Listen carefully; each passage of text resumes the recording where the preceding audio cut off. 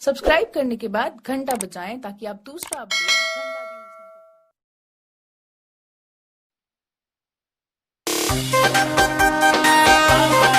ना कर पाएं। म्यूजिक बाय अशोक बाबा।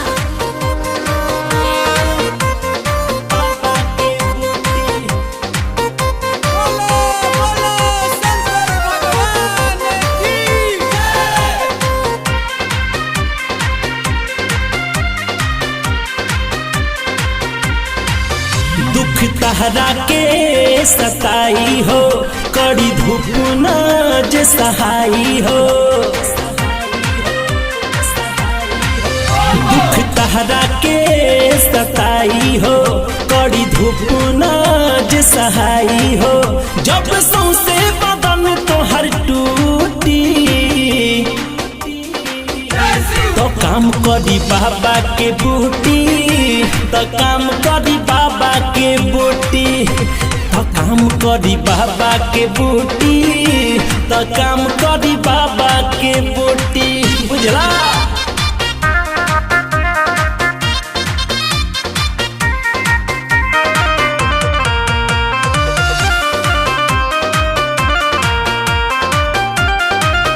जब सुइया पहाड़ तोहसे नाही चढ़ल जाई हो, चलत चलत पौआ जे अचके में रुक जाई हो। जब सुइया पहाड़ तोहसे नाही चढ़ल जाई हो, चलत चलत पौआ जे अचके में रुक जाई हो। जब लागे कि परान जाई छूटी तो काम करी बाबा के बूटी, तो काम करी बाबा के बूटी, तो काम करी बाबा के बूटी, तो काम करी बाबा के बूटी। बोल बा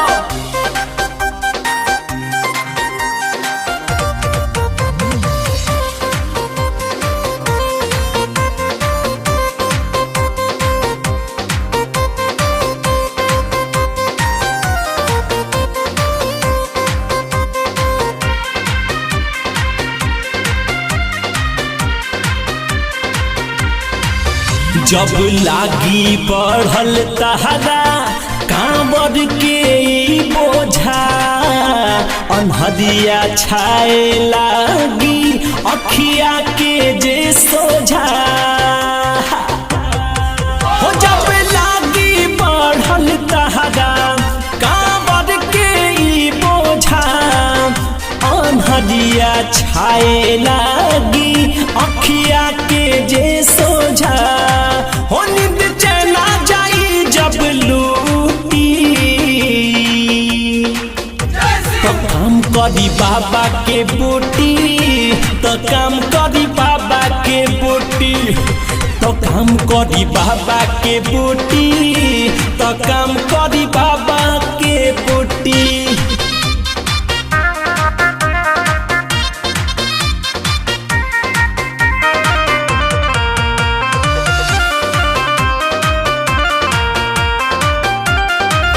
नाम बाबा के गोहरैबा, गांजा चीलम जे चढ़ैबा, बात मान मन मित राजा, अद्भुत पावर तू पैबा।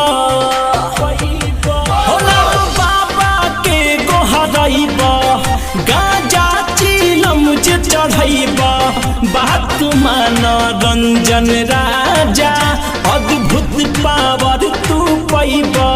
सब दुख से मिल जाई छूटी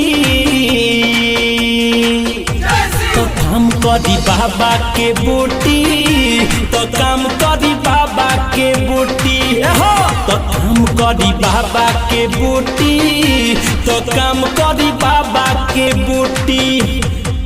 दुख तहरा के सताई हो, कड़ी धूप न जे सहाई हो। जब सौंसे बदन तोहर टूटी